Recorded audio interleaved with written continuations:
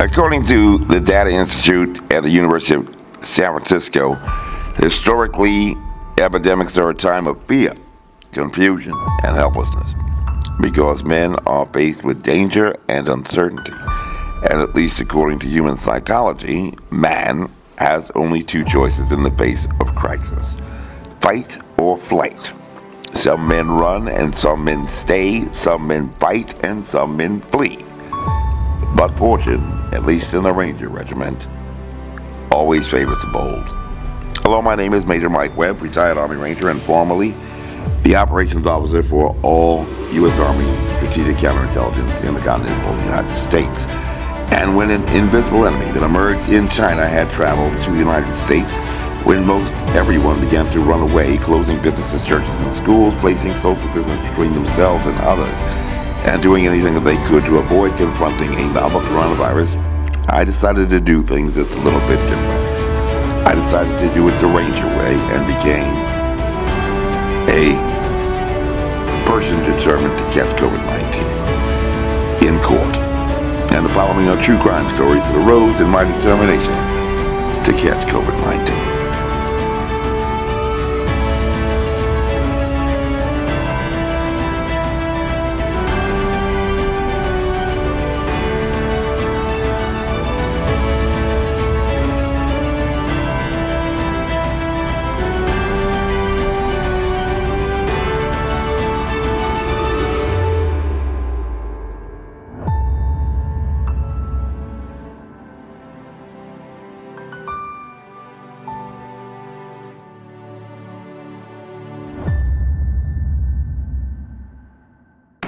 It only takes 60 solemn seconds to be administered the oath of office, but it only takes less than a second of indiscretion to break it, and thereby violate that duty and trust.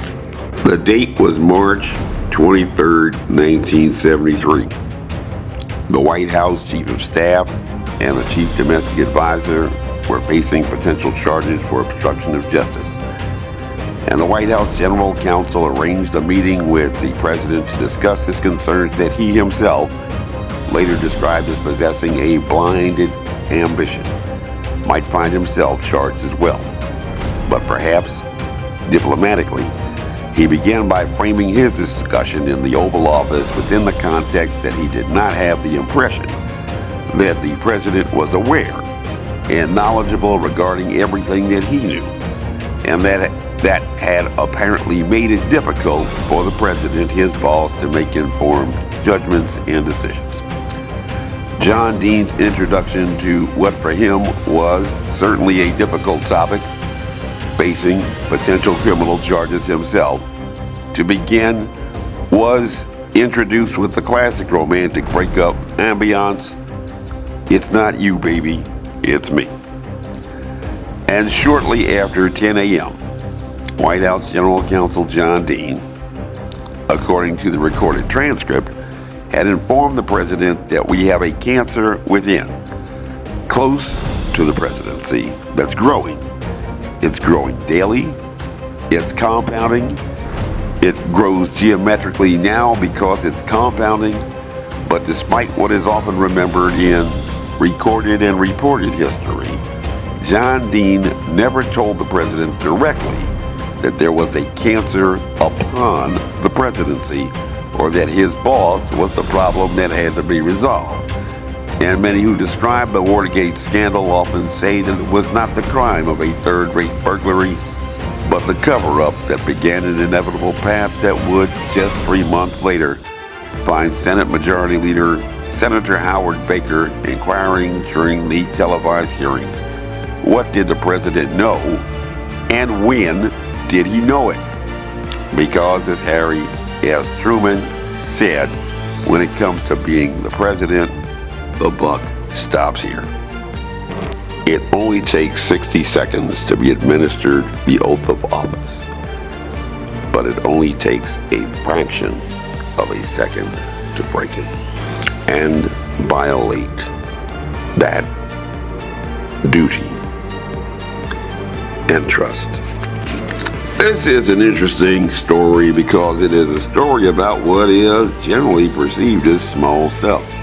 A simple FOIA and a simple application to proceed in court without payment of fees. Or what is often described by practitioners as an application to proceed in Forma Pauperis, often abbreviated as IFP.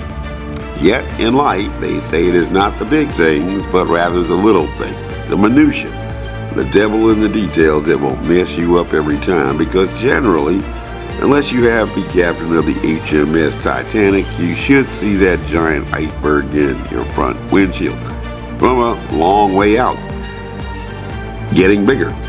But at least in the classical literature, hubris is always the character flaw of the tragic hero. And they say that pride is one of those cardinal sins.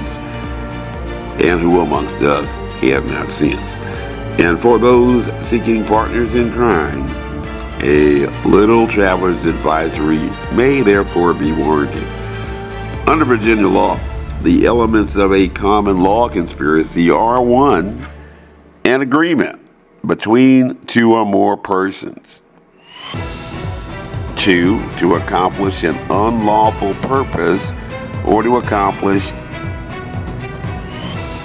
a lawful purpose by unlawful means, which 3 results, of course, in damage to plaintiff through an overt action done pursuant to that agreement towards the furtherance of a purpose or unlawful act. And when the word unlawful is used, unlike in racketeering enterprises, that is limited to certain codified predicate criminal offenses, generally. An unlawful purpose or unlawful means may not even merit prosecution for a misdemeanor. It may only be tortious conduct or administrative violation under civil law, maybe meriting a citation or fine. And this becomes even more important in the context of a chain conspiracy discussed in a previous video, or wheel conspiracy,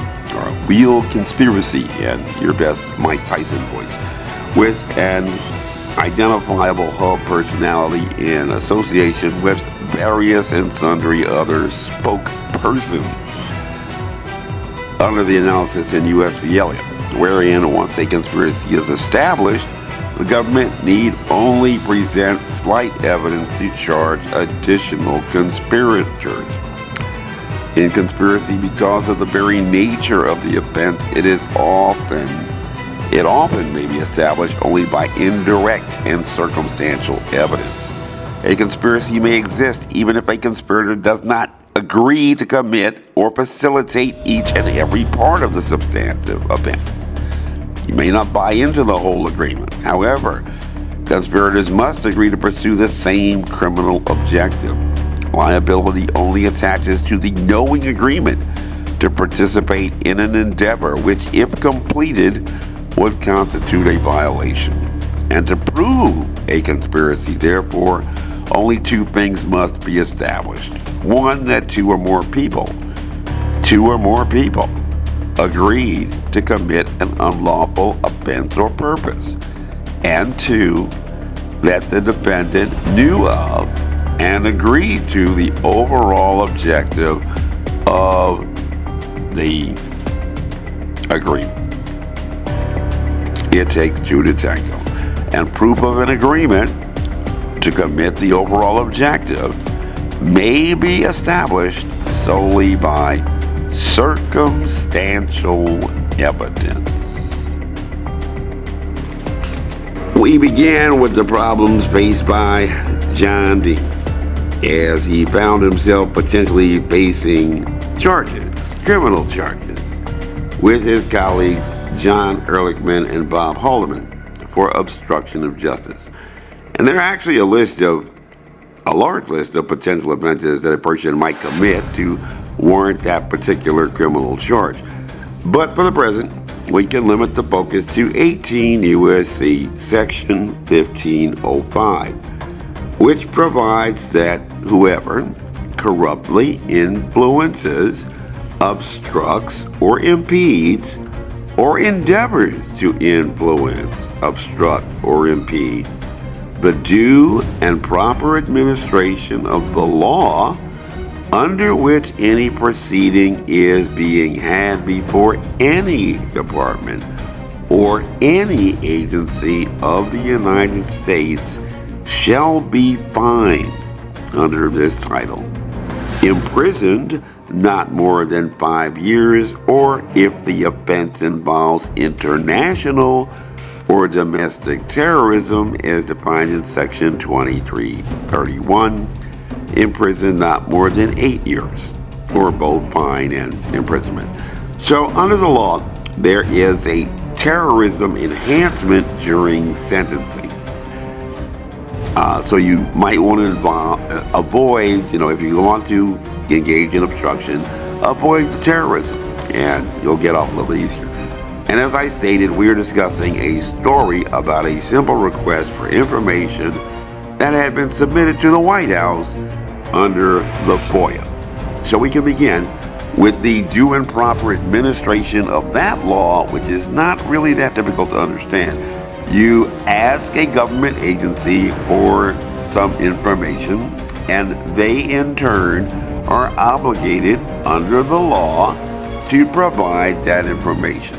Freedom of Information Act is just like it sounds, and it is not really counterintuitive or rocket science, even when considering the exemption, only a few of them, for certain information from disclosure, like classified information, personal information, criminal investigations.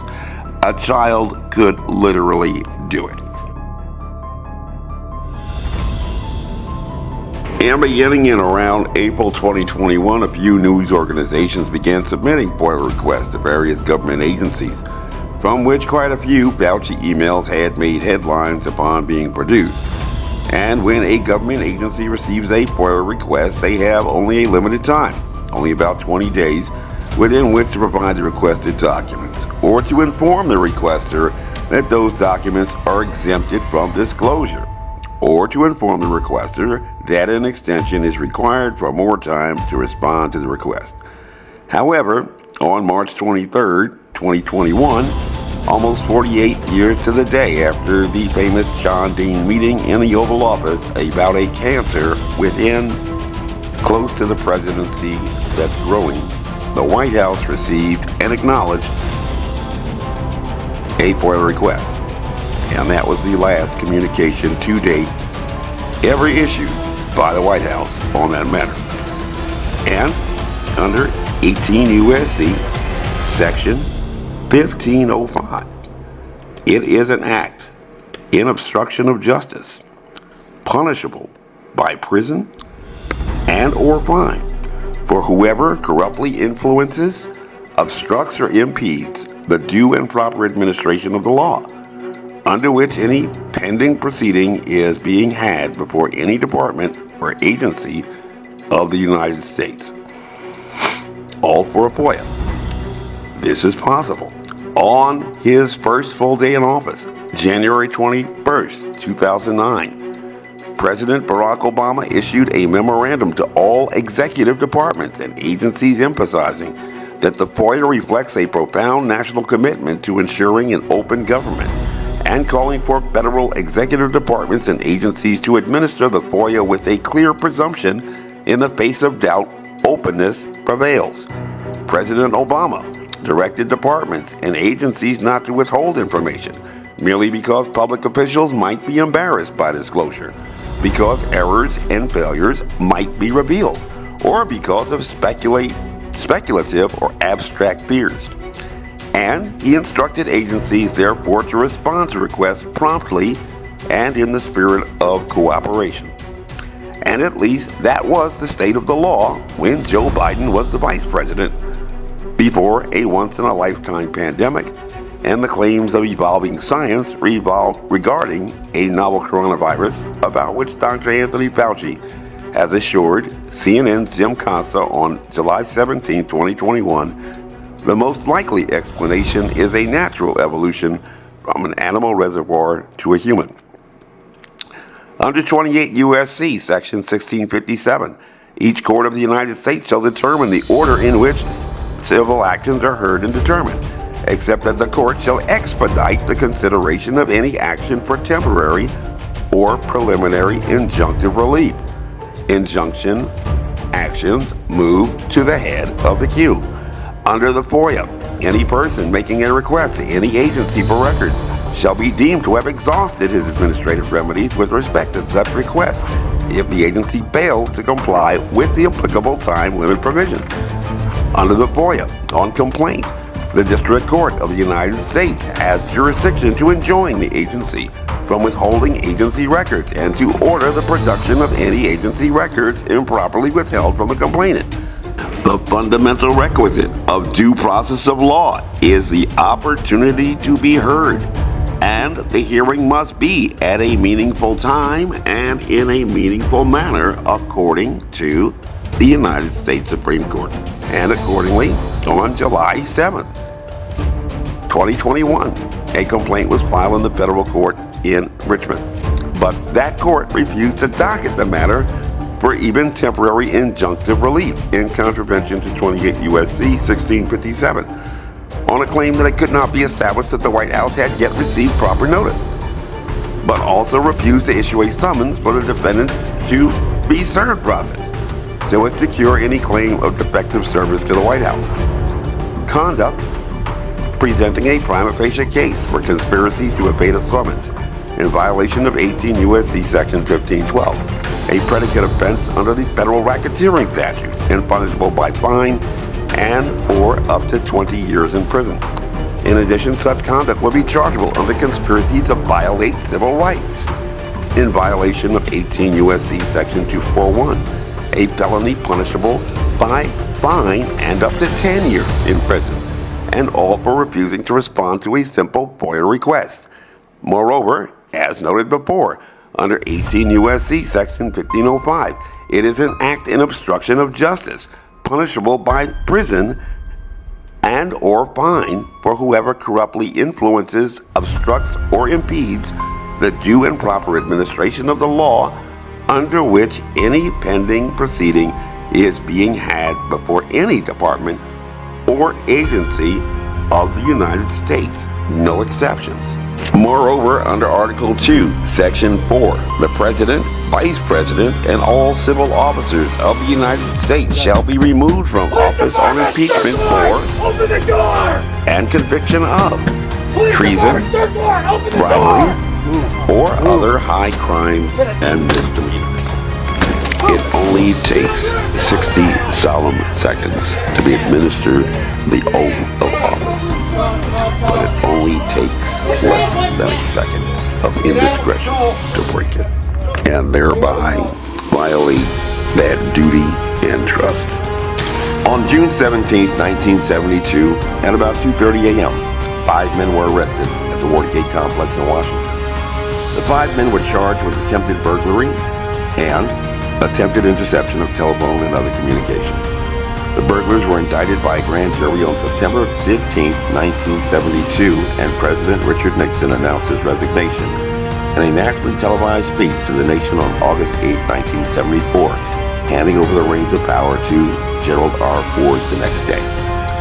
It has been described in history as a third-rate burglary, to which only 2 police officers from the D.C. Police Department were dispatched, but to which a total of 9 Washington Post reporters arrived to cover the story, one so anxious that he broke a window to get in.